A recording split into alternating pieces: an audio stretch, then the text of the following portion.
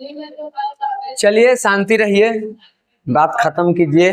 रक्षाबंधन की आप लोगों का हार्दिक शुभकामनाएं। हाँ तो चला गया तो उसको भी हार्दिक शुभकामनाएं देना ना है। अब 15 अगस्त के नया नया शुभकामना मिलेगा। पर एक बात देखा लो, कल है था ना जी, परसों था, कल ब्रेक था। फोन खोलो तो खाली भैया बहिनी बहिनी भैया। आज से न पूछे, अब 15 अगस्त के आएगा ऐसा देश है मेरा, उसके पहले कोई देश नहीं।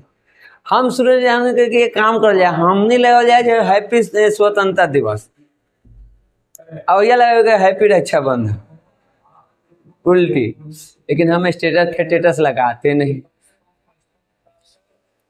चलिए बात खत्म।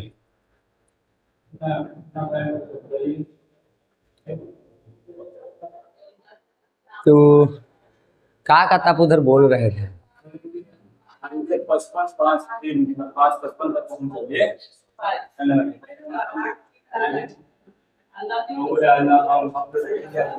चलिए वो तो हमरो होइल है।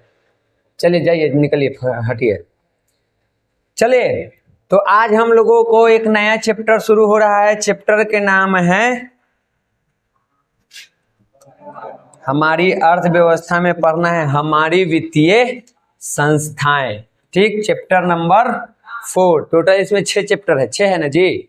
हाँ देखो तो 6 को शायद है, 6 ना तो 7 होगा। तो आपको चौथा है और लगातार ये 2 चैप्टर चलेगा। ठीक है, 7 वो है तो 2 चैप्टर अभी है, 2 चैप्टर अगले बीट में काम खत्म कर दिया जाएगा। तो आज हम लोग चलते हैं वित्तीय संस्था पर। और वित्तीय संस्था में सबसे पहले हम देख लेते हैं इंट्रोडक्शन के पूरा हम लोग पढ़ेंगे क्या, कैसे कैसे हम लोगों को चलना है, एक एक करके पढ़ना है। देखिए चैप्टर के नाम हो गया आपका वित्तीय संस्था। इस वित्तीय संस्था में हम देखें तो इसको हम 2 भाग में बांटते हैं। इंट्रोडक्शन दे रहे हैं, फिर चैप्टर शुरू होगा, क्या क्या पढ़ना है। वित्तीय संस्था को हम लोग कितने भाग में बांटेंगे? 2 भाग में। एक होगा राष्ट्रीय वित्तीय संस्था और एक होगा राज्य स्तरीय वित्तीय संस्था। वित्तीय संस्था मतलब मुख्य रूप से हम लोग यहाँ पढ़ने वाले बैंक के बारे में, यहाँ पैसा जमा करते हैं निकालते हैं। और ये बैंक 2 तरह के होते हैं, एक केंद्र स्तर के बैंक हैं और एक राज्य स्तर के, तो उन दोनों को पढ़ेंगे।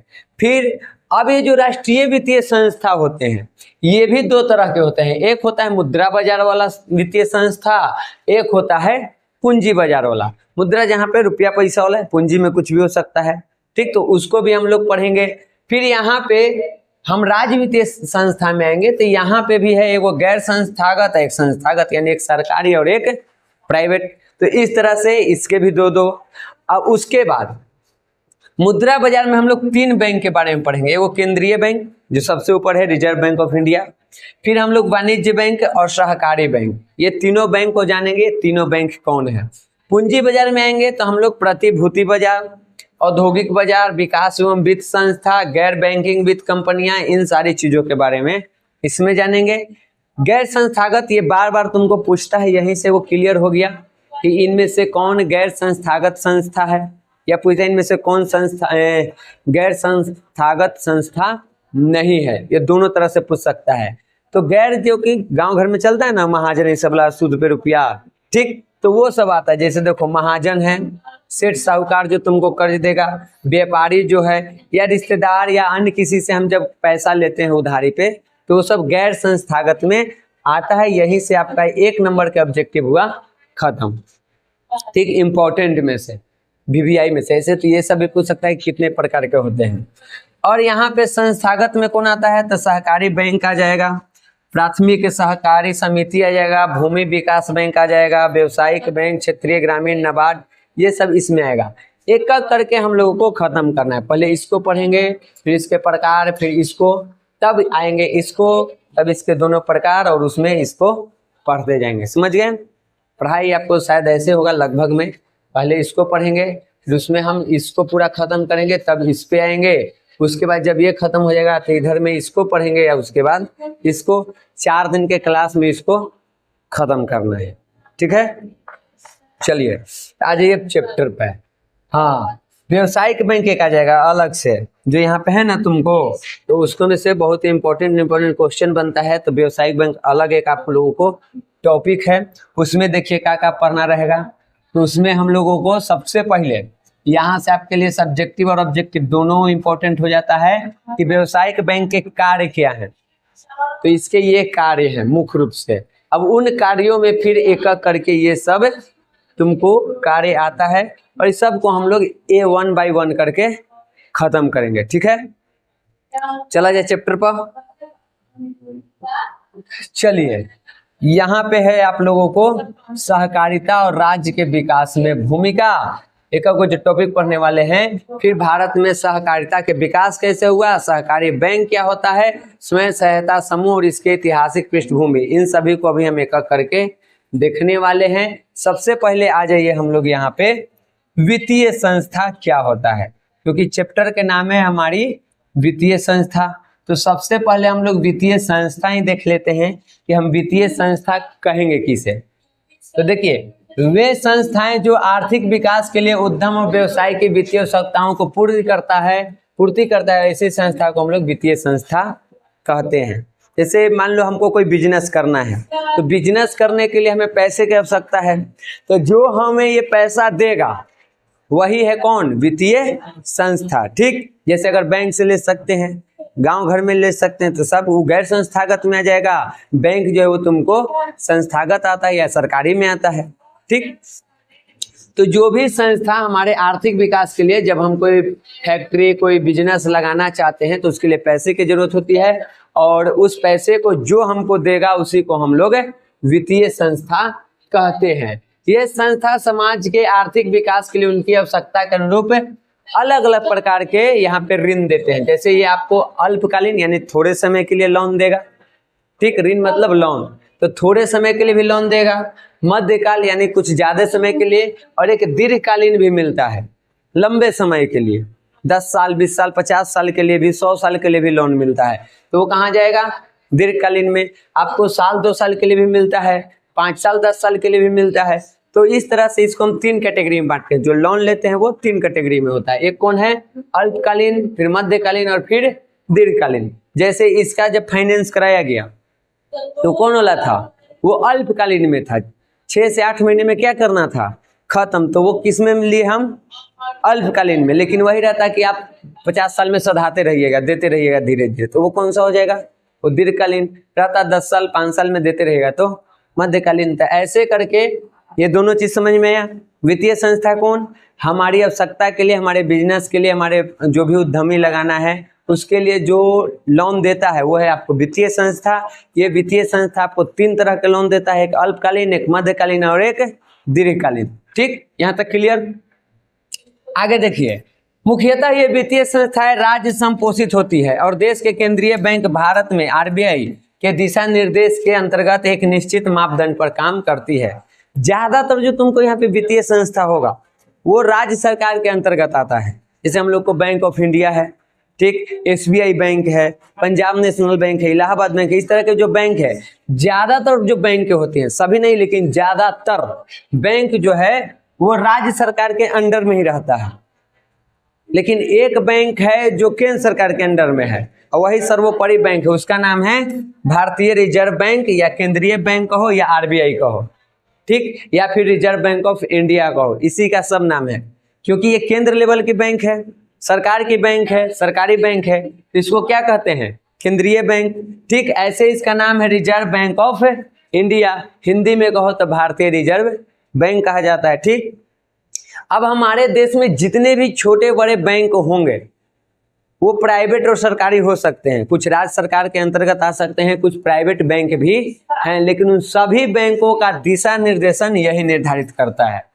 आप कैसे काम कीजिएगा, कितना पैसा रखिएगा, आपके पास कितना कस्टमर होना चाहिए, सब जो भी है, आपका बैंक रहेगा कि नहीं रहेगा, बैंक से संबंधित जितने भी कार्य हैं वो कौन करता है, आरबीआई। यही सर्वोपरि बैंक है भारत की, और इसी के दिशा निर्देशन में बाकी के बैंक कार्य करता है, ठीक। ये क्लियर हुआ। तो उसके लिए जो भी मापदंड बनाना है, जो भी नियम कानून बनाना है, कौन बनाएगा, आरबीआई, सभी बैंकों के लिए, समझ गए। आप लोग बैंक वैंक में जाते होंगे तो देखते होंगे वहां पे लिखा हुआ रहता होगा कि इस ठीक है अंतर्गत आरबीआई के अंतर्गत ये आरबीआई के अंतर्गत ये सब पढ़ना कभी जाना बैंक में तो भले वो बैंक ऑफ इंडिया है, स्टेट बैंक ऑफ इंडिया या कोई भी बैंक हो, लेकिन वहां पे लिखा होगा कि आरबीआई के दिशा निर्देश या निर्देशानुसार ऐसे करके, ठीक कुछ कुछ बातें। अब आगे देखिए, अब हम इस बैंक को बांटते हैं दो भाग में। एक होता है हमारा सरकारी वित्तीय संस्थाएं और एक होता है हम लोगों को गैर सरकारी। पढ़े हैं अभी पीछे इंट्रोडक्शन में। तो सरकारी कौन? वैसा वित्तीय संस्था यानी वैसे बैंक जो सरकार द्वारा संचालित किए जाते हैं उसको हम लोग क्या कहेंगे? सरकारी वित्तीय संस्था कहेंगे। इस डेफिनेशन याद करने में कोई दिक्कत नहीं है। जो सरकार द्वारा संचालित है, जिसको सरकार चलाती है, वो कौन है? सरकारी वित्तीय संस्था है। जैसे कि देखिए स्टेट बैंक ऑफ इंडिया आपका सरकारी है, गवर्नमेंट का है, ठीक। सेंट्रल बैंक ऑफ इंडिया सरकारी है, पंजाब नेशनल बैंक सरकारी है, इलाहाबाद बैंक सरकारी है, बैंक ऑफ इंडिया सरकारी है। तो इस तरह के बैंक ये जितने भी हैं ये सरकार द्वारा चलाए जाते हैं। अब इसमें वो अलग बात है कि कुछ गवर्नमेंट जो है वो केंद्र लेवल के होते हैं यानी सेंट्रल गवर्नमेंट द्वारा चलाया जाता है और कुछ स्टेट गवर्नमेंट द्वारा। जैसे ये है हमारा, इसका नाम में देखो क्या लिखा हुआ है, सेंट्रल बैंक ऑफ इंडिया, ठीक। तो मान लो ये चलाता है तुमको कौन? केंद्र सरकार। कुछ बैंक ऐसे भी हैं जो किसके नाम पे, नाम है इसका क्या चीज? स्टेट बैंक ऑफ इंडिया यानी राज्य सरकार चलाएगी। तो ऐसे करके दो तरह के तुमको सरकारी बैंक होता है, एक केंद्र लेवल के और एक राज्य लेवल के। समझ गए? अगर तुमको पूछ दिया जाए कि केंद्रीय सरकारी वित्तीय संस्था किसे कहते हैं, तो बस लाइन जोड़ देना कि वैसे वित्तीय संस्थाएं जो केंद्र सरकार द्वारा संचालित की जाती है उसे केंद्रीय सरकारी वित्तीय संस्था कहते हैं। हो गया, खत्म। बस एक लाइन वो जोड़ा तो एक लाइन हम भी जोड़े, डेफिनेशन बन गया। समझ गई? क्लियर हुआ? न क्लियर हुआ? जैसे यहाँ पे जोड़ दिया जाए तुमको कि केंद्रीय सरकारी वित्तीय संस्था किसको कहते हैं, तो तुमको क्या करना है कि यहाँ पे लिख देना है कि वैसे वित्तीय संस्था जो केंद्र सरकार द्वारा स्थापित और संपोषित हो। खाली यहाँ पे क्या जोड़ना है? वैसे वित्तीय संस्था जो केंद्र सरकार द्वारा, बस इतने खाली जोड़ देना है। केंद्र सरकार, यहाँ पे खाली क्या करना है? पूरा के हटा दो तो बस देखो तुमको क्या करना है। यहाँ डेफिनेशन लिखा हुआ है ना, केंद्र वहां जुड़ा है ना, तुम भी यहाँ क्या कर दो, केंद्र जोड़ दो, उसका हो गया। अगर पूछे कि राज्य सरकारी वित्तीय संस्था को इसे कर दे तो यहाँ पे क्या करेंगे? यहाँ पे राज्य जोड़ देंगे। तो यहाँ पे राज्य जैसे ही जुड़े उसका डेफिनेशन हो जाएगा। समझ गए? ये क्लियर हुआ? आगे बढ़े, आगे देखिए अर्ध सरकारी वित्तीय संस्था ये क्या होता है? सरकारी गैर सरकारी तो हम जान गए, जैसे हम सरकारी का डेफिनेशन पढ़े थे तो जान गए सरकारी कौन होता है। अब प्राइवेट के जानना हो तो जिसको कोई व्यक्ति द्वारा संचालित किया जाता है वो प्राइवेट हो जाएगा। हाँ तो सहारा कम जो बैंक था वो क्या चीज था? व्यक्ति द्वारा था, ठीक। हाँ आप पैसा लेके भागा का क्या, वो अलग बात है, प्राइवेट बैंक होता है, ठीक। अब देखिए यहाँ पे अर्ध सरकारी का होता है। देखिए ऐसी वित्तीय संस्था जो सरकार के केंद्रीय बैंक के निर्देशन में उनके द्वारा स्थापित मापदंडों पर समाज के लोगों की वित्तीय आवश्यकताओं की पूर्ति करती है, तो इस प्रकार के बैंक को हम क्या कहते हैं? ठीक, यही डेफिनेशन तुम लोगों को याद करना है कि अर्ध सरकारी वित्तीय संस्था कौन होता है? वैसा संस्था जो सरकार के, जो रिजर्व बैंक ऑफ इंडिया है, उसके निर्देशन में जो काम करता है जिससे कि समाज का विकास हो, यानी कि लोगों को लोन वगैरह देना, उनके पैसे को इकट्ठा करना, ये सारी चीजें जब वो करता है तो वैसे बैंक को हम क्या कहते हैं? अर्ध सरकारी वित्तीय संस्था कहते हैं। जैसे कि हमारा क्षेत्रीय ग्रामीण बैंक जो होता है, आपका ये जो बैंक है वो क्षेत्रीय ग्रामीण बैंक में आता है, ठीक। या बिहार राज्य कोऑपरेटिव बैंक जो है, ये सब इसके उदाहरण है। ये सभी इसके दिशा निर्देशन के आधार पर ये बैंक के कार्य करते हैं। तो ये हो गए आपके अर्ध सरकारी। उसके बाद है तुमको सूक्ष्म वित्तीय संस्था। बुक कौन कौन नहीं लेके आया है? जो नहीं लाया वो बहुत बढ़िया काम किया है। हाँ? मारेंगे कलम्मा से ना तो निकल जाएगा वो मैं आर पार। नहीं बताया था तो वो कैसे लेके आ गया हैं? वो कैसे लेके आ गई? तू बोल रही थी कि लड़की वाला ग्रुप में नहीं भेजोगे, तो हाउ कैसे लेके आई? उसको जाए घरे बोले थे तुमको का मैया? कहाँ भेजल था? कस के बोलो, तनी सुन, कम सुनती है। अब नेट खत्म हो गया लगता है। 3-4 बजे हम भेज दिए थे ना, हो कल 3-4 बजे ना मैसेज कर दिए थे, क्या कि हम बताए नहीं थे कि अगला दिन हम क्या पढ़ाएंगे। हम इकोनॉमिक्स शुरू करते हैं तो हम मैसेज कर, ठीक है करेगी ये। देखो यहाँ पे सूक्ष्म वित्तीय संस्थाएं, सूक्ष्म वित्तीय संस्थाएं वो कहते हैं जो छोटे पैमाने पर काम करती है। देखो छोटे पैमाने पर गरीब जरूरतमंद लोगों को समय सेवी संस्था के माध्यम से कम ब्याज पर साख अथवा ऋण की व्यवस्था करने वाली संस्था को हम वित्तीय संस्था कहते हैं। ये इसका डेफिनेशन हुआ यहाँ से यहाँ तक, ठीक। बुक वाला बॉक्स में होगा सूक्ष्म वित्तीय संस्था, समझ गई? जैसे हम मान लो के गांव में समूह चला है ना महिलाओं का, तो लोग समूह में जा करके क्या करते हैं, पैसा एक इकट्ठा करके बैंक में खाता खुलाते हैं, वहां जमा करते हैं और फिर वहां से उनको लोन के रूप में पूरे समूह को मिलता है। तो वैसे लोगों को या जो गरीब है जरूरतमंद है उसको कम से कम दर में जो बैंक पैसा देता है, लोन देता है, उनका अपना आर्थिक स्थिति सुधार करने के लिए, अपना आर्थिक विकास के लिए, तो उस तरह के बैंक को हम क्या कहेंगे? सूक्ष्म वित्तीय संस्था कहते हैं, ठीक। इसकी शुरुआत कौन किया था? तो इसकी शुरुआत हुआ है बांग्लादेश में, और यहाँ पे अंडरलाइन कर लेना MBBI यहाँ से शुरू हो रहा है तुम्हारा। बांग्लादेश में एक बहुत बड़े इकोनॉमिस्ट हुए जिनका नाम है प्रोफेसर मोहम्मद यूनुस। इनको नोबेल पुरस्कार भी मिला है। ये 3 बात आप लोग अंडरलाइन कर लीजिए यहाँ से। बांग्लादेश के नोबेल पुरस्कार से सम्मानित प्रोफेसर मोहम्मद यूनुस, इन्होंने ही सर्वप्रथम इसका शुरुआत किया था अपने देश में। हाँ बांग्लादेश में शुरुआत तरह दिख रहा है, तो यहीं से ये शुरुआत होती है। बाद में हम लोग को भी लगा कि ये अच्छा चीज है तो हमारे देश में भी अपनाया गया इसको, ठीक। तो देखिए, तो यहाँ पे पहले कौन किए थे? प्रोफेसर मोहम्मद यूनुस, जो कि नोबेल पुरस्कार से सम्मानित थे, एक अर्थशास्त्री हैं और कहाँ के हैं? बांग्लादेश के हैं। इन्होंने गरीब ग्रामीणों के लिए सूक्ष्म वित्त प्रबंधन के माध्यम से उनके विकास के कार्यों में सहयोग किया है, और जिसका प्रयोग बिहार के ग्रामीण अपेक्षित क्षेत्रों में भी किया जाना चाहिए। बाद में सरकार हमारे यहाँ के भी इसको अपनाई है, ठीक। अब ये यहाँ पे बिस्कोमान के बारे में, बिस्कोमान सहकारिता के संदर्भ में एक ऐसी संस्था है जो खासकर कृषि क्षेत्र में साख या ऋण की उपलब्धि कराती है। आपको पूछ देगा कि कृषि में साख और ऋण को साख या ऋण कौन देता है, तो आपको याद रखना है कौन देता है। और भी कई सारे हैं, आपको वहाँ ऑप्शन के अनुसार छांटना होगा, ठीक है। यहाँ तक कोई डाउट है तो बोलो। इसमें सूक्ष्म वित्तीय संस्था में कोई दिक्कत? चुपचाप में अगर आ जाए तो बस यही लिखना है कि वैसी संस्था जो RBI के दिशा निर्देशन में रह के गरीबों के लिए, ग्रामीण क्षेत्रों के लोगों के लिए जो कम ब्याज में पैसा उपलब्ध कराती है या वित्तीय सहायता पहुंचाते हैं, उसको हम क्या कहते हैं? सूक्ष्म वित्तीय संस्था। इसकी शुरुआत कहाँ से हुई है? तब बांग्लादेश से हुई है। कौन क्या है? प्रोफेसर मोहम्मद यूनुस। उनको कौन सा पुरस्कार मिला है? नोबेल पुरस्कार मिला है, ठीक।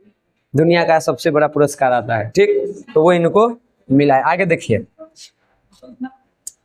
इतना छोटा छोटा हम बनाए थे जी, हमको लगा कि 17 पेज खत्म न होगा, 4 दिन लगेगी, तो लग रहा है कि 3 दिन में खत्म हो जाएगा। खैर देखिए, वित्तीय संस्था के प्रकार कितने हैं? तभी बताए हैं 2 हैं। एक है राष्ट्रीय वित्तीय संस्था और एक है राज्य स्तरीय वित्तीय संस्था।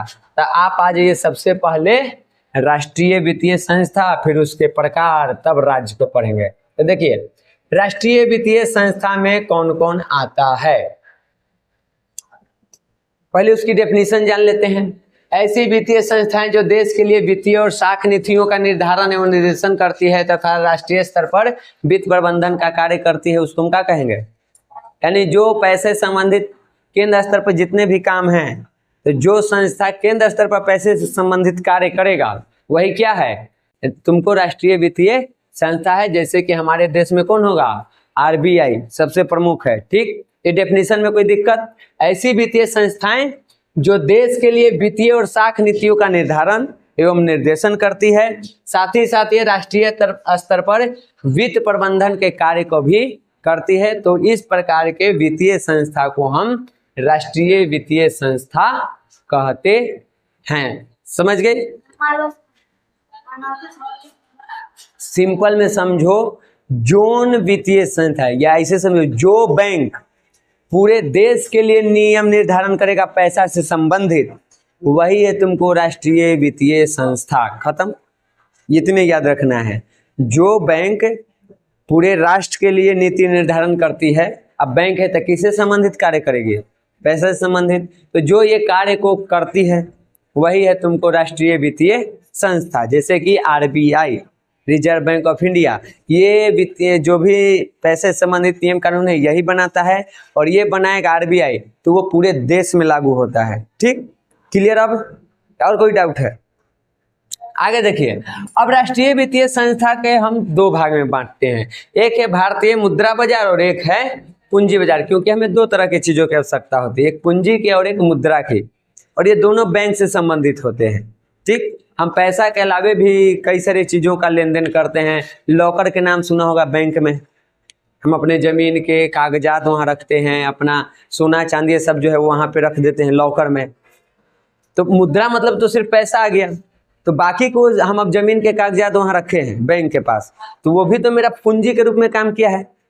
तो उस तरह के भी कार्य यहाँ पे होता है। समझिए, बैंक में हम लोग सिर्फ पैसों का आदान प्रदान करते हैं, लेकिन वहाँ पे और भी कई सारी चीजें होती है, और चीजों का भी लेन देन होता है।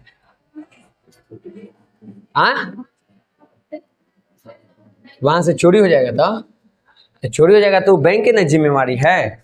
तो मेरे पास कोई सामान दी सुरक्षित रखने के लिए, हम गारंटी लिए, बदले में हम तुमसे पैसा ले रहे हैं, और तुमको हम वो सेवा नहीं दे पाए, तुम्हारा सामान चोरी हो गया, तो तुमको छोड़ देगी कि जाइए चोरी हो गया तो छोड़ दिए? तो हम मांगेंगे ना कि हमारे दो, बस। तो बैंक की जिम्मेवारी है।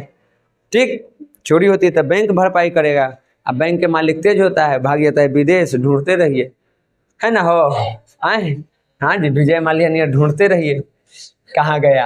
आगे देखिए यहाँ पे भारतीय मुद्रा बाजार क्या होता है, क्योंकि दो प्रकार हैं, एक पूंजी और एक मुद्रा। तो मुद्रा वाला पहले समझो, ऐसी मौद्रिक बाजार जहां उद्योग एवं व्यवसाय के क्षेत्र के लिए अल्पकालीन मध्यकालीन वित्तीय व्यवस्था एवं प्रबंधन किया जाता है, उसे भारतीय मुद्रा बाजार कहते हैं। यानी जहां पे आपको अल्पकालीन यानी कम समय के लिए या मध्यम समय के लिए जहां से आपको लोन मिले आपके अपना व्यवसाय को बढ़ाने के लिए, बिजनेस बढ़ाने के लिए, तो उसको हम क्या कहते हैं? भारतीय मुद्रा बाजार कहते हैं। ठीक, ये संगठित भी होते हैं और असंगठित, यानी इसके भी दो प्रकार होते हैं, एक होता है संगठित और एक होता है असंगठित, लेकिन ये आपके लिए उतना जरूरी नहीं है। ठीक, जो जो जरूरी है वो उसको अंडरलाइन करा जाएगा। अब ऐसे आ जाता है संगठित क्षेत्र में, जैसे जितना भी कॉमर्शियल बैंक है, वाणिज्यिक बैंक, कॉमर्शियल बैंक के काम में वही है, व्यापार से संबंधित होता है, या कोई निजी क्षेत्र के कोई प्राइवेट बैंक है, या जो सरकारी बैंक है, या कोई विदेशी बैंक है, विदेश के भी तो यहाँ पे अपना बैंक खोले हुए है। ठीक, तो उन सभी बैंकों को हम संगठित रखते हैं, क्योंकि उसका एक संगठन है, एक प्रॉपर तरीका पे काम कर रहा है। कुछ ऐसे भी होते हैं जो गैर संगठित होते हैं, यानी गैर बैंकिंग रूप से काम करते हैं, वो उनका कोई संगठन नहीं होता है, मुख्य रूप से वो बैंक का कार्य करते नहीं है, बस कभी कभी वो कर लेते हैं। समझ गए? तो इस तरह के भी आपको बैंक मिल जाएगा। तो मुख्य रूप से तुमको याद इसमें रखना था, ये भारतीय मुद्रा बाजार किसको कहते हैं। समझ गई? अब यहाँ पे फिर देखो, संगठित बैंकिंग प्रणाली अभी हम पढ़े कि संगठित और असंगठित है। तो संगठित को हम लोग कितने भाग में बांटते हैं? 3 भाग में। एक है तुमको केंद्रीय बैंक, जिसमें आरबीआई आ जाएगा, फिर वाणिज्यिक जो व्यापारिक बैंक है, और फिर है सहकारी बैंक। सहकारी बैंक समूह वाला, सहायता वाला। ठीक, तो ये 3 प्रकार के। यहाँ तक में कोई डाउट है? पीछे से घी खिचड़ी हो गया डेफिनेशन पर डेफिनेशन करते करते। समझ में आ रहा है? बाकी अपना किताब में अंडरलाइन करते जाना है, और जितना अंडरलाइन रहेगा उसी को पढ़ना है। समझ गए? इस पे आए कि पीछे कुछ रिवीजन करवाना है? आगे बढ़े, पढ़े ना हो, पढ़े ना। देखिए यहाँ पे केंद्रीय बैंक किसको, ये सब डेफिनेशन आपको पूछ सकता है। केंद्रीय बैंक किसे कहते हैं, सहकारी बैंक कौन होता है, वाणिज्यिक बैंक कौन होता है। तो केंद्रीय बैंक में देखिए, ऐसे भी अभी हम लोग इसको पढ़ लिए हैं, जो केंद्र लेवल पर काम करेगा, और भारत में केंद्र लेवल पर काम करने वाला ये बैंक, ठीक। और इसमें आप लोगों को याद रखना है ये MBVI। भारत में केंद्रीय बैंक जो है उसका नाम है रिजर्व बैंक ऑफ इंडिया, जो जिसका कार्य है पूरे देश के लिए जो बैंक है या जो भी है, उन प्राइवेट सरकारी जो भी सबके लिए यहाँ पे क्या करता है, वो दिशा निर्देशन निर्धारित करता है। वो ये नियम बनाता है कि कौन बैंक कैसे कार्य करेगा, बैंक को क्या क्या चीजें करनी है, पूरा क्रिया कहाँ पे होता है, तो वो इसके द्वारा होता है। आप लोगों को इसमें याद रखना है कि केंद्र स्तर की बैंक कौन है, रिजर्व बैंक ऑफ इंडिया। इसकी स्थापना कब हुई है, तो 1 अप्रैल 1935। सब भूलना 1935 मत भूलना, ज्यादा इंपॉर्टेंट साल रहता है, महीना और तारीख कम पूछता है लेकिन साल ज्यादा पूछता है, ऐसे याद रखना है। केंद्रीय बैंक की स्थापना कब हुई है, ये भी पूछ सकता है कि केंद्रीय बैंक की स्थापना कब हुई है, तो केंद्रीय बैंक मतलब कौन, केंद्र में कौन बैंक है, RBI। तो RBI की ही पूछ रहा है, भारतीय रिजर्व बैंक का है, RBI का है, रिजर्व बैंक ऑफ इंडिया का है, या केंद्रीय बैंक का है। इसकी स्थापना कब हुई है, 1 अप्रैल 1935 को। अब आ जाओ सहकारी बैंक। आपसी सहयोग और सद्भावना के आधार पर जो वित्तीय संस्थाएं कार्यशील है उसे सहकारी बैंक कहते हैं। यानी इसमें एक लोग नहीं होते हैं, कई सारे लोग मिल करके आपसी सहयोग से इस तरह के जो बैंक बनाते हैं, और क्यों बनाते हैं, ताकि हम अपने वित्तीय समस्याओं का समाधान कर सके।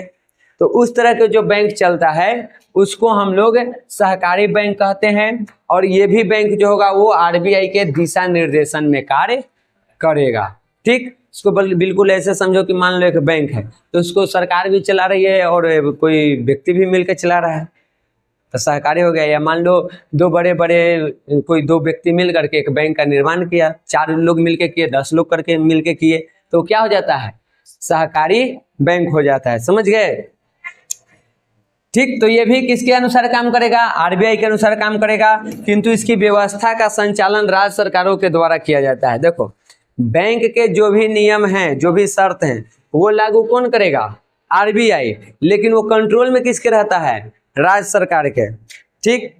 इस पे नजर कौन रखेगा, राज्य सरकार। वो काम करता है राज्य सरकार के अंतर्गत, राज्य सरकार का पूरा वो दायित्व होता है, लेकिन उसका दिशा निर्देशन कौन तय करेगा, वो करेगा RBI। समझ गए। ये बिल्कुल ऐसे समझ लो कि जैसे मान लो तुम हो, ठीक, तुम अपने दादा दादी के साथ रहते हो, तो पूरा तुम पे नजर रखने का जिम्मेवारी किसकी है, दादा दादी के। लेकिन तुमको पढ़ाना है, नहीं पढ़ाना है, क्या पढ़ाना है, कहाँ पढ़ाना है, ये सब कौन डिसाइड करेंगे, तो मम्मी पापा तुम्हारे हो गए सेंट्रल बैंक, ये RBI, ठीक। और दादा दादी हो गए तुम्हारे राज्य सरकार। समझ गए, बिल्कुल उस प्रकार के है। क्लियर। आगे देखो, इस तरह के बैंक है जैसे बिहार राज्य सहकारी बैंक लिमिटेड, गोवा में है गोवा राज्य सहकारी बैंक लिमिटेड। यानी कि इस तरह से प्रत्येक राज्य में तुमको एक बैंक मिल जाएंगे राज्य के नाम पर। जैसे बिहार राज्य सहकारी बैंक है, गोवा राज्य सहकारी बैंक है, वैसे ही अलग अलग राज्य में आपको।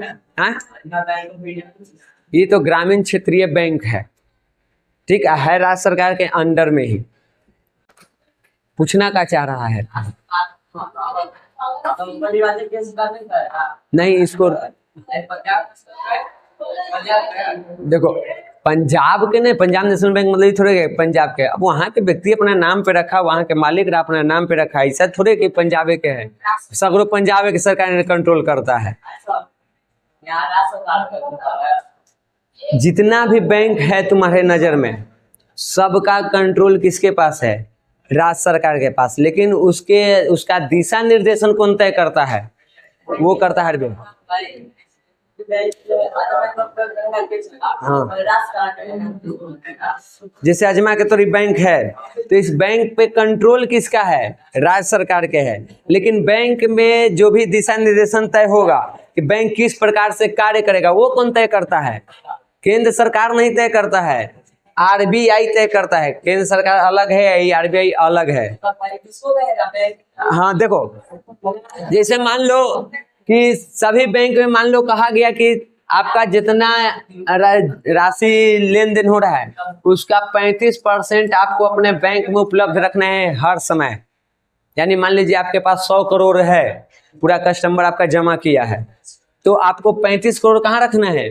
आपके बैंक में। ये राज्य सरकार नहीं डिसाइड करेगा, ये नियम ये बनाएगा, ठीक। लेकिन मान लो जैसे हमने देखते ना कि बैंक है तो बैंक में आता है पुलिस जांच करने के लिए सब व्यवस्था सही से चल रहा है कि ना, कभी देखी है? तो वो का केंद्र सरकार के है, वो आरबीआई भेजता है। वो किसके कंट्रोल में है? वो राज्य सरकार के। पुलिस किसके विषय क्षेत्र में आता है? कौन सा विषय सूची है? राज्य जो राज्य की जो विषय सूची है उसमें आता है, ठीक। राज्य सूची में तो पुलिस आकर के उसकी निगरानी करते कि एकदम आर्मी आता है, कमांडो उतरता है। कौन कर रहा है? पुलिस कर रहा है। मान लो बैंक में चोरी हो गई तो वो जिम्मेवारी किसकी? राज्य सरकार करवाती है। जांच पड़ताल कौन करवाएगा? राज्य सरकार। केस आप जाके कहाँ करते हैं? राज्य सरकार के अंडर में आके। अरे नाम है, मान लो हम अपना खोले तो हम व्यापारी हैं, हम एक बैंक खोले। अच्छा छोड़ो, अरे कहीं है ना, यहाँ नहीं है, कहीं है तो मान लो हम यहाँ पे हैं, हम अजमा के हैं, हम खोले बैंक, तो हम अपना नाम रख दे बैंक के। हाँ मेरा अपना भी हो सकता है, प्राइवेट बैंक भी खुलता है। अभी ना पढ़ा, बैंक दो तरह के हैं, एक सरकारी और एक गैर सरकारी। तो प्राइवेट होता है, प्राइवेट। अब सहारा का उचित था, प्राइवेट बैंक ना था। सब व्यवस्था मिलेगा हमको, हमरो भी पुलिस आएगा, मेरा भी जांच करेगा, हमारे भी कागज सब जांच होगा, हमारा भी जांच होगा कि आप आरबीआई के दिशा निर्देशन फॉलो कर रहे हैं कि नहीं कर रहे हैं। तो प्राइवेट है तो क्या हुआ? मान लो ये कोचिंग प्राइवेट है तो हम अपना मन से यहाँ पर तुमको बम बनाने के लिए सिखाने लगेंगे कि हम प्राइवेट है? कि सरकार के नियम जो है उसके अंडर में रह के ही काम करेंगे। अब कितना भी है, सरकार से बाहर थोड़े हैं, उस पर सरकार के कंट्रोल नहीं है, आप हैं। मानिए उस पैसा का क्या करना है आप डिसाइड करते हैं। मान लो 1000 कस्टमर मेरे पास है, वो पैसा जमा किया, इस पैसे को हम क्या करेंगे हम डिसाइड करेंगे, सरकार नहीं। लेकिन सरकार वाले में सरकार डिसाइड करती है कि इसका क्या करना है, समझ गया? सरकार वाला में तुमको ब्याज कम मिलेगा लेकिन सुरक्षा ज़्यादा है, प्राइवेट वाले में तुमको ब्याज ज़्यादा मिलेगा लेकिन सुरक्षा कम है। उसको घाटा लगा भाग जाएगा, ढूंढते रहो। सरकार के अगर बैंक में डाले हैं घाटा भी लगा तो कोई बात नहीं, सरकार भरेगी, भाग के जाएगी कहाँ? तो ये एक फायदा होता है, तो आपको देता है कि आप मेरे पास पैसा जमा कीजिए, 5 साल में डबल कर देंगे या ट्रिपल कर देंगे। वो ज़्यादातर सब प्राइवेट बैंक वाला नियम लाता है, ठीक। हाँ एक एक करके उसको समझेंगे। आपका पैसा बैंक अपने पास नहीं रखती है, उसका कुछ हिस्सा वो अपने पास रखेगा, लगभग इतने उसका हिस्सा है जो अपने पास रखेगा, और बाकी पैसा वो बड़े बड़े व्यापारियों को दे देता है। हम लोग को लगता है कि भारत में सबसे अमीर मुकेश अंबानी है, सबसे बड़ा कर्जदार भी वही है, हजारों करोड़ के कर्ज ले ले हैं। जितना भी व्यापारी होता है ना, वो भले फैसिलिटी में घूम रहा हो लेकिन असल में वो कर्ज खाए हुए रहता है, और कर्ज उसका ऐसा है बैंक उसको दे हुए वो EMI में चुका रहा है, उसका इनकम आ रहा है चुका रहा है, इनकम आ रहा है, वो हमेशा लोन लिए हुए रहेगा, ठीक। तो इस तरह से वो काम करता है, लोन देती है। अब सरकारी में लेना थोड़ा सा लंबा प्रक्रिया हो जाता है, प्राइवेट वाला में आसानी से मिल जाता है। सहारा वाला बेचारा क्यों भागा? अब वो लिया, आपसे पैसा लिया कि हम डबल कर देंगे, ये कर देंगे, वो कर, आप जमा किए लोभ में कि इतने दिन में मेरा इतना पैसा हो जाएगा। अब वो बेचारा दिया किसी और को, व्यापारी को, कि लीजिए पैसा मेरा, लीजिए आप यूज कीजिए। अब बेचारा लगा कोई फैक्ट्री कोई बिजनेस किया, अब बिजनेस उसका बैठ गया, चलवे नहीं किया, लॉस हो गया, तो वो पैसा देवे नहीं करेगा। अभी देवे नहीं करेगा तो लौटाएगा कहाँ से? मान लो हम इसको दिए अपना पैसा कि रखो तुम अपने पास, ये सोचिए कि मान लो हम उसको दिए, ये कहे कि हमारे पास पैसा रखिए, आपको हम उसमें सूद देंगे, तो हम इसको दे दिए। अब मान लो हम कोई कहा कि आपको 2 रुपये सूद देंगे, तो हम 2 रुपये के चक्कर में कि हमारा भी धैर्य यहाँ दे देते हैं, सुरक्षित भी रहेगा। और ये 5 रुपये में उसको देती कि 5 रुपये तुम हमको सूद दो, हम तुमको पैसा दे रहे हैं।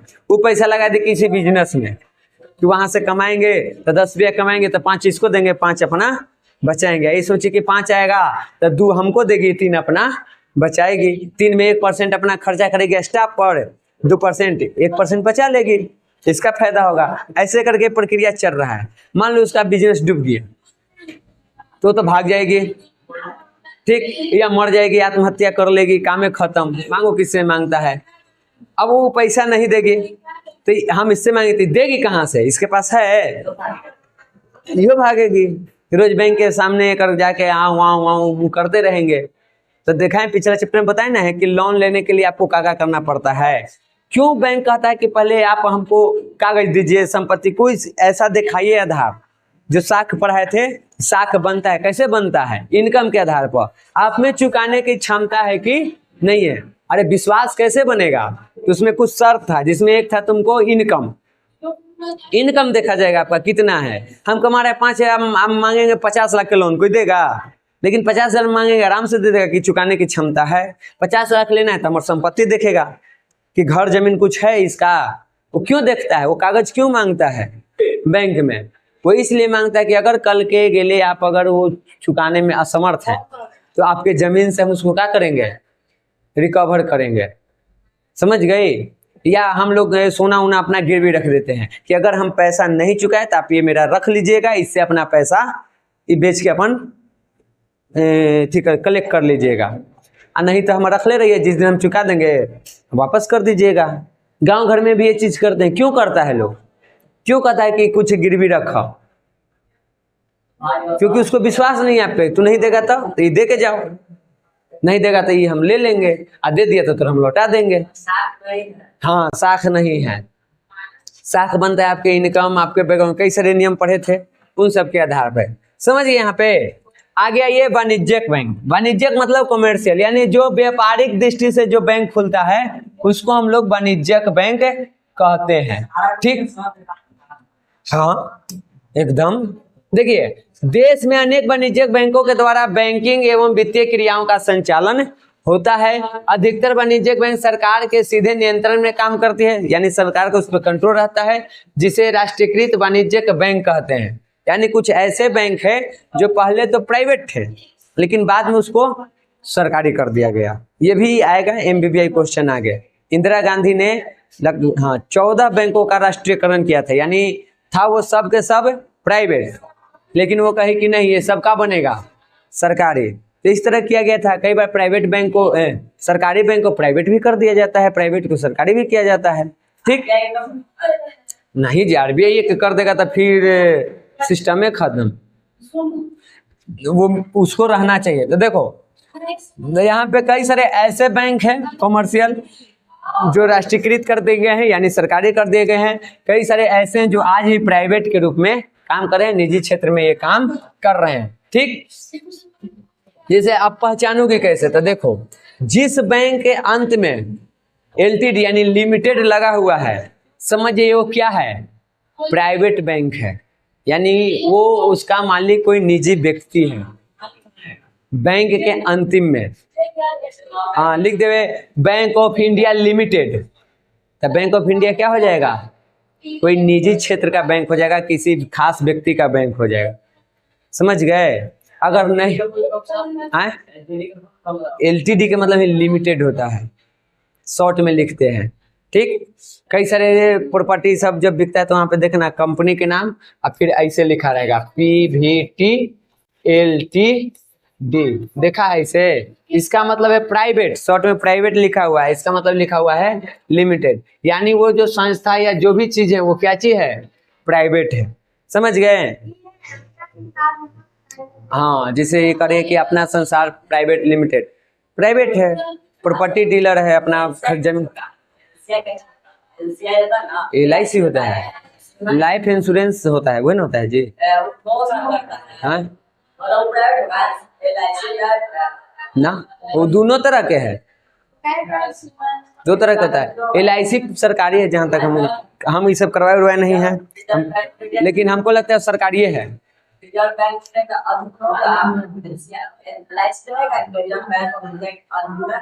रिजर्व बैंक इंडिया के अधीन में वो सब है। आप चाहते हैं कि हम रिजर्व बैंक ऑफ इंडिया में हम खाता खुलाएं, तो वो इतना इजी चीज नहीं है। आप इसी सब में खुलवाइए, उसके दिशा निर्देशन में वो कार्य करती है। समझ गए? यही सब बैंक को सुविधा देता है, और सब जितना भी नियम है वो सब RBI ही तय करता है। समझ गए? तो आपका LIC भी उसी के दिशा निर्देशन में आ जाएगा। खत्म थोड़े होता है गधा।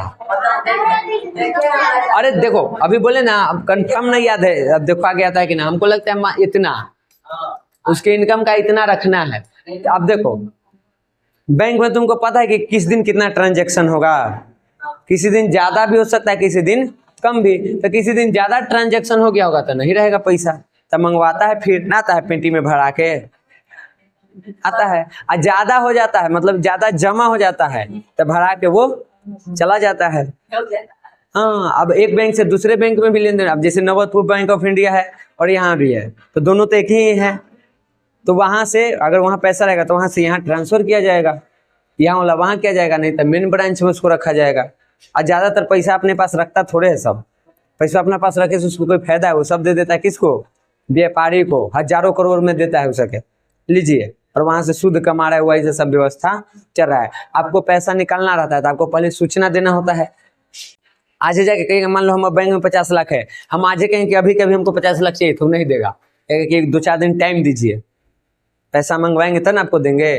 पैसा लाएगा मेन ब्रांच से। और इसीलिए सरकार कहती है बैंक रखना नहीं चाहता है, वो 35% आप मान लो, जिससे हम 1 करोड़ था उनमें हम 35 लाख यहाँ रखे हुए हैं, अगर ये 35 लाख अपना पास न रखे किसी व्यापारी को देंगे तो इससे हमको क्या होगा?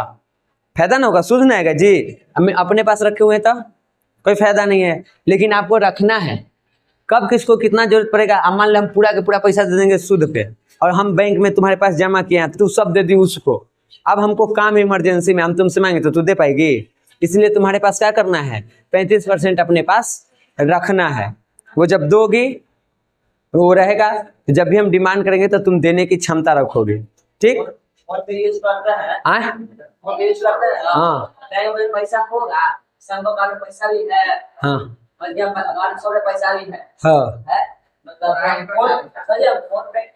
तब फोन पे वाला में पैसा की जरूरत थोड़ी रहता है। सुनो, समझो कि पॉइंट के जैसे काम कर रहा है, तुमको इतना पॉइंट हम इसको दिए।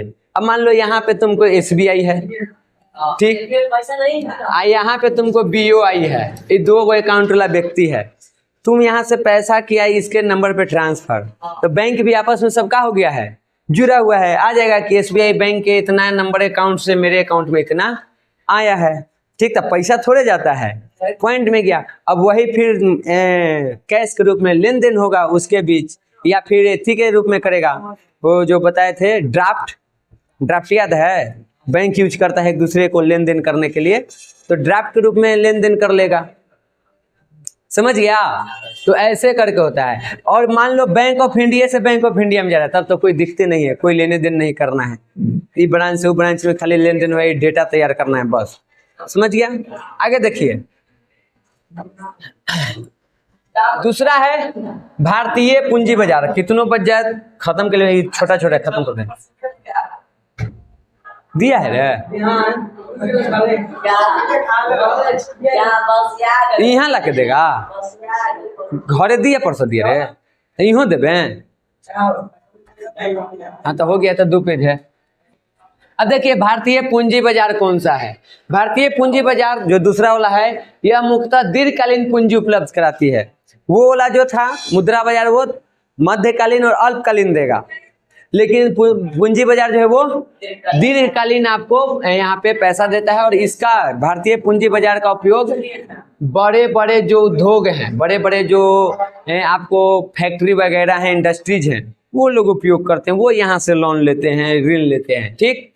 आगे देखिए, अब भारतीय पूंजी बाजार में ये इसके प्रकार हैं, 1, 2, 3 और 4। कौन? प्रतिभूति बाजार, औद्योगिक बाजार, विकास वित्त संस्था और गैर बैंकिंग वित्त कंपनियां। अब इन दोनों में एक अलग करके आता है, ठीक। ये ग्रुप में हम भेज देंगे, जो तुमको रहेगा कि हम ये लिख लेते हैं वो लिख लेना। आप लोग भारतीय संस्कार पढ़ लिए हैं, भारतीय संस्कृत में आप नहीं आई होंगी, भारतीय संस्कार खत्म हो गया है। उसका एक हम शॉर्ट में तुम लोगों को देखो, उसका 16 संस्कार को थोड़ा सा याद रखना मुश्किल है, 5 प्रकार याद रखना मुश्किल है, एक इसी प्रकार के ऐसे बना देंगे, ठीक। बना के वो चाहे तो ग्रुप में भेज देंगे, चाहे यहीं रहेगा, लिख लीजिएगा, ठीक। उससे आसानी रहेगा 16 संस्कार याद रखना कि कब किस में कौन होता है, क्योंकि उसमें से घुमा घुमा के पूछता है। अब देखिए यहाँ पे मात्र 2 पेज है, जल्दी खत्म करते हैं। देखो तो भारतीय पूंजी बाजार जो है वो मुख्य रूप से यही 4 भाग में बंटा होता है। कौन से 4 भाग हैं? तो यही है 1 2 3 4। तो इसी भाग में भारतीय पूंजी बाजार बटा हुआ है। अब इसमें देखो तो इससे आपको राष्ट्र के स्तर पर सार्वजनिक विकास हो रहा है, जैसे सड़क, रेलवे, अस्पताल, इन सब चीजों का विकास करना है। तो इसके लिए जो भी उद्योग चल रहे हैं, हाँ, अरे मान लो तुमको रोड बनाना है तो रोड बनाने के लिए पैसा चाहिए ना, पैसा कहाँ से आएगा? सरकार के पास एक टैक्स के रूप में जमा है, तो वो भी तो कहीं बैंक में रहता है। ठीक, मान लो हम कोई हम ठेकेदार हैं, ठीक, तो हमको ठेका मिलेगा, पैसा हम कहाँ से लेंगे? बैंक में ही ना रखेंगे, बैंक से ही ना निकालेंगे। मान लो सरकार से हमको जो पैसा मिला, मान लो 5,000 करोड़ रुपया हमको मिला पुल बनाने के लिए, ठीक, इतना करोड़, तो घरे रखेंगे इसको? कहाँ रखेंगे? आई कैश के रूप में तुमको मिलेगा। सब कैश में थोड़े मिलता है, आपको बैंक में मिल गया, आपके अपना अकाउंट से निकालते जाइए, चेक भेजाते जाइए, निकालते जाइए, खर्च करते जाइए। तो इस तरह के जितने भी काम हैं वो कहाँ से होता है?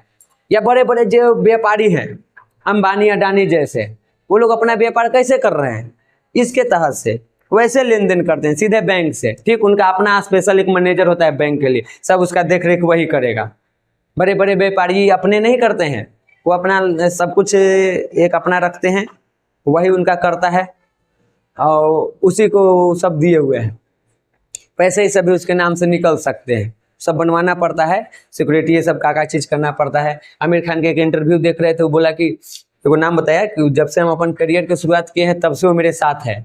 मेरा कितना पैसा आता है, कितना खर्च होता है, कहाँ खर्च, मेरे पास कोई डेटा नहीं है। यानी आज तक उसको पता नहीं है कि हमारा पैसा कितना आया, कहाँ गया, कहाँ खर्च हो रहा है। सब कौन रखता है? जिसका नाम रख रहा बदल रहा था कि अगर वो व्यक्ति चाहे तो 1 मिनट में हमको सड़क पे ला सकता है। सब कुछ वही देखता है। जो ये सब हीरो ये सब है जो भी, तो वो लोग एक्टिंग के अलावा और भी कोई सारा चीज़ करता है। अपना स्कूल वगैरह खोल लिया या कहीं इंडस्ट्री खोल लिया, कुछ कुछ अपना पैसा फंसाए हुए है, प्रोडक्शन हाउस खोल लिया, फिल्म ये सब बनाने वाला। तो कहाँ कितना पैसा लग रहा है उसको पता नहीं है। वो अपना आदमी रखे हुए, वो करता है सब मैनेज, 1-1 रुपया के खर्च वही हिसाब रखता है। तो इस तरह के काम भी यहाँ पे होते हैं, समझ गए? तो इसमें कौन आ जाता है? भारतीय पूंजी बाजार में बड़े बड़े उद्योग, बड़ा बड़ा जो इतने भी प्रोजेक्ट हैं वो इसी के अंतर्गत होता है। ठीक, कहा जाता है कि वित्तीय संस्था किसी भी देश का मेरुदंड माना जाता है, क्योंकि अगर ये न रहे तो आर्थिक कार्य होंगे ही नहीं। भारत की वित्तीय राजधानी आप लोग एकदम अंडरलाइन कर लीजिए, कौन है? मुंबई है। ठीक, पहले से ही इसको हम पढ़वाए हुए हैं कई बार। ठीक, और ये कई तरह के औद्योगिक क्षेत्रों में वित्त की व्यवस्था यहाँ पे करती है। मुंबई में ही ज्यादातर ये सारी चीजें हैं। ठीक, मुंबई में जिस जगह ये होता है उसका नाम है ये भी अंडरलाइन कीजिए, इस बार पूछ दिया था, दलाल स्ट्रीट। ठीक, हाँ, मेन ये जो पैसा वाला लेन देन काम होता है, या शेयर मार्केट वाला जो काम है वो कहाँ पे होता है? दलाल स्ट्रीट में। समझ गए? ये सवाल इस साल आया था, इसको ध्यान में रखिएगा। और जहाँ पे देखो, यहाँ पे वित्तीय राजधानी का है ना, भारत में सबसे ज्यादा जहाँ पे पैसों का लेन देन ये सब के हिसाब किताब होता है, जहाँ पे शेयर मार्केट है। शेयर मार्केट समझता है? समझ जाएगा तो घर बैठले करोड़ों कमा ले। कैसे कर दिया? हाँ, मतलब जानता है शेयर मार्केट क्या होता है। ठीक, बढ़ रहा घराता हम लोग के अर्थव्यवस्था में उतार चढ़ाव होता है। शेयर मार्केट गिरने का मतलब है कि नुकसान हुआ हजारों करोड़ के, और ऊपर उठने का मतलब है लाभ हो रहा है हम लोग को हजारों करोड़ के। ठीक, हाँ, अरे हाँ, उसकी पढ़ाई होती है, कर सकते हो, समझोगे तब कि कब हमको वो शेयर खरीदना है, कब हमको बेचना है। करोड़ों में कमाओगे घर बैठो, लेकिन आसान काम नहीं है करोड़ों कमाना, समझना टफ है। आपको जो कहना ही करा है कि दलाल स्ट्रीट है तो आरबीआई क्या करेगा? अरे दलाल स्ट्रीट हुआ जहाँ पे लेन देन पूरा होता है, इसके लिए दिशा निर्देशन कौन तय करेगा? इस सब के कंट्रोल कौन करेगा? एक जगह है मुंबई में, हाँ, सबसे ज्यादा लेन देन वाला जो काम है वो कहाँ होता है? मुंबई में एक जगह है जिसका नाम क्या चीज है? दलाल स्ट्रीट। समझ गया? पूरे देश में सबसे ज्यादा यहीं पे होता है, ये बता रहे हैं। ये बैंक में कुछ नहीं है, जगह है, समझ गए, जहाँ पे लेन देन होता है। हाँ, पैसा से संबंधित जितना भी भारत में काम होता है, चाहे वो नेशनल हो या फिर इंटरनेशनल हो, उस सबको कौन करेगा? आरबीआई। प्राइवेट हो सरकारी हो, सबको आरबीआई के निर्देशन का पालन करना पड़ेगा। समझ गए? अब थोड़ा सा ही करके हम खत्म कर लें, टाइम ओवर हो गया है। बिहार में अब तक स्वच्छ वित्तीय संस्थाओं का संगठन नहीं हो सका है, जिसके कारण यहाँ का औद्योगिक विकास भी शिथिल है, कम है। अगर मान लो बैंक ये सब की व्यवस्था हो जाए, लोन ये सब की व्यवस्था हो जाए, तो उद्योग भी खुल सकते हैं। बिहार के लोगों के द्वारा जितने भी पैसे हम लोग जमा करते हैं, उसका बहुत कम पैसा हमारे यहाँ खर्च होता है, बहुत कम पैसा हमारे यहाँ रहता है। हम आप लोगों को राजनीति के पहला चैप्टर में बताए थे कि हमारे ज्यादातर पैसा कहाँ चले जाते हैं? मुंबई चला जाता है, ठीक, वहीं पे ज्यादा लेन देन होता है इसलिए, और क्यों? तो हमारे यहाँ कम उसका खर्च होता है कृषि उद्योग पर, और सब पैसे कहाँ चला जाता है? मुंबई। इसलिए हमारे पास कोई बेहतर वित्तीय संस्था भी नहीं है बड़े स्तर पर, ठीक। और इस कारण से बिहार का आर्थिक विकास भी नहीं हो रहा है। लेकिन बीते कुछ वर्षों में बिहार सरकार इस पे प्रयास की है, वो कृषि और उद्योग के क्षेत्र में बैंक को इन्वेस्ट करने के लिए प्रोत्साहित किया है। इन्वेस्ट करो, विकसित हो, ये काम किया जा रहा है। अब कितना हो रहा है वो हम आप लोगों को नहीं बता सकते हैं, क्योंकि यहाँ पे तो 70,000 करोड़ के घोटाला हो जा रहा है, ठीक। बनते हुए पुले ढह जा रहा है।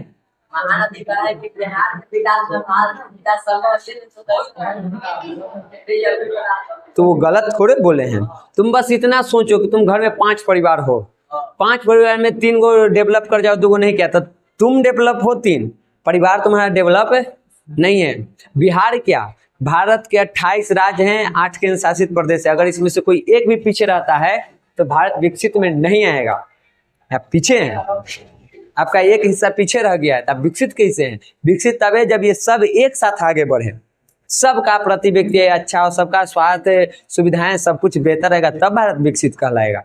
किसी एक को बढ़ाने से नहीं होगा। वो राज्य विकसित हो सकता है लेकिन देश नहीं होगा। देश को करना है तो 28 राज्य और 8 केंद्र शासित को करना पड़ेगा। लेकिन चूंकि ये भाषण एपीजे अब्दुल कलाम का बिहार में था, इसलिए वो बिहार के नाम लेके कहें कि बिहार के विकास के बिना भारत का विकास संभव नहीं है। और वैसे भी नहीं है, बिहार हृदय है उसका, एक तरह से ये उसका जड़ है जहां से अखंड भारत के निर्माण हुआ है, ठीक। अब बिहार में कोई बढ़िया राजा न हुआ तो अखंड भारत बिखर गई, रहता तो संभाल के रहता। बांग्लादेश और कौन कौन पाकिस्तान जैसा देश बन गया, ठीक। तो ये सारी चीजें हैं, सरकार काम कर रही है बिहार की, अब कितना कर रही है बता दिए, ठीक। तो ये लाइन तो हमको बोलने का कोई जरूरत नहीं है, आप लोग अपना पढ़ लीजिएगा। हम काहे झूठो तुन्नी के बताए कि सरकार काम करिए, सरकार अपन पेट भर रही है, ठीक। कितने मंत्री के नेताओं का तुमने अभी तक न्यूज में देखा कि जवनिया गया है? कितने मंत्री नेता लोग गए जवनिया गांव में? पूरा गांव खत्म हो गया। कितने लोग गए हैं? लो, इसको पता नहीं है। तू नेता बनेगा, तोरा में नेता बनने वाला गुण है। पूरा का पूरा गांव गायब हो गया, मतलब बाढ़ में दह गया, बह गया, खत्म। गांव के नाम था, ठीक। आ रहे हैं, चलो ना, समझ गए? खत्म हो गया, आ रहे हैं तो न समझे तब क्लास के बाद टाइम ओवर हो गया है। अरे जवनिया नाम के एक गांव था जो बाढ़ में पूरा का पूरा गांव में खत्म हो गया। आदमी जब बचा अपन जान बचा के भागा, गांव खत्म हो गया, दह गया सब, ठीक। लेकिन वहां पे हमको तो नहीं लगता है कि बड़े बड़े चैनल पर कोई न्यूज आया है, कि और कोई घटना होता है तो यूट्यूब पर आ जाता है धड़ाक धड़ाक हेडलाइन में, नहीं आया है। और ये सब छोटे मोटे जो यूट्यूबर ये सब है, वही इसका अपना मतलब कि बता रहे हैं, वहीं से पता चला है। कोई नेता कभी इस पे बात नहीं कर रहा है, कोई नहीं गया वहां के लोगों से मिलने कि क्या स्थिति है। कहा जाएगा दिए थे 5 किलो अनाज पर वोट, 5 किलो मिल ही रहा है, तो बांट के फिर में खोची हो काम करता हूँ। तो आज के आपको क्लास में इतने था, बाकी हम लोग कल परसों देखेंगे।